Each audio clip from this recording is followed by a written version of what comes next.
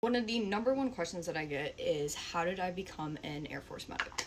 Hi, hello, my name is Riley. I am 23 years old. I am a staff sergeant in the United States Air Force. I have been in for coming on 5 years now, and I am a medic. I get the question all the time about like my story of like when I like knew that I wanted to join the military, and my answer has always been the same. I knew that I wanted to be a part of something bigger than myself, and I knew that I wanted to help people. So when I was a senior in high school, I was sick of school. I did not want to go to school anymore.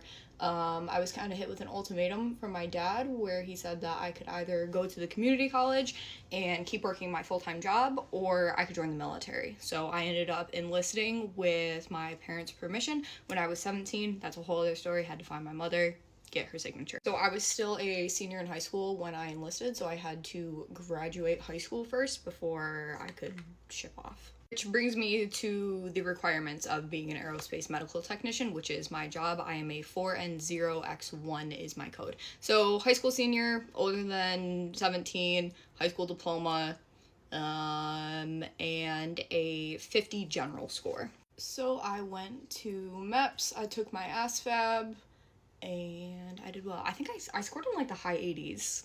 So right after I finished high school, I shipped off to good old San Antonio, Texas, Lackland Air Force Base, where I completed 8 weeks of basic military training. So after basic was completed, I got on a bus and I made the treacherous 20-minute journey over to JBSA Fort Sam Houston to start tech school. So these down here, these are the actual qualifications to be a 4N, to be an aerospace medical technician. So tech school is broken down into, it ends up being just shy of about 4 months. It says like 98 days on there, but it ends up being just shy of about 4 months. So first day you show up, you're gonna get your BLS. That's your CPR, your AED, basic life saving. That's what you're gonna do. Right after that, you roll into anatomy and physiology, which is about 2 weeks long. You take 2 tests there. Then you move on to your EMT. Being a 4N, we are all qualified EMT basics. We all get our national certification in being a EMT. There are 6 tests, and then after those 6 tests are completed, you will take the national registry and your hands-on portion for the actual skills. So nursing is where we do learn to do a good chunk of our job. It's a very, very small percentage of 4Ns that actually do end up working on an ambulance. So during nursing, we're learning how to do blood draws, we're learning how to do IVs, things like catheters, NG tubes, changing like beds, making our patients comfortable. This is where we learn to do the majority of our job. After you complete, it's 3 tests that you take during the nursing, you have graduated phase 1 of becoming a 4N. After you graduate phase 1, you are shipped off to one of the 6 hospitals stateside.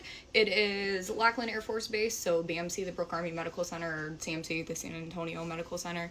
Eglin Air Force Base, there is Wright-Patterson Air Force Base, Nellis Air Force Base, Keesler, Mississippi, and Travis Air Force Base. So there at the hospital, you will basically get a taste of what being a 4N is like.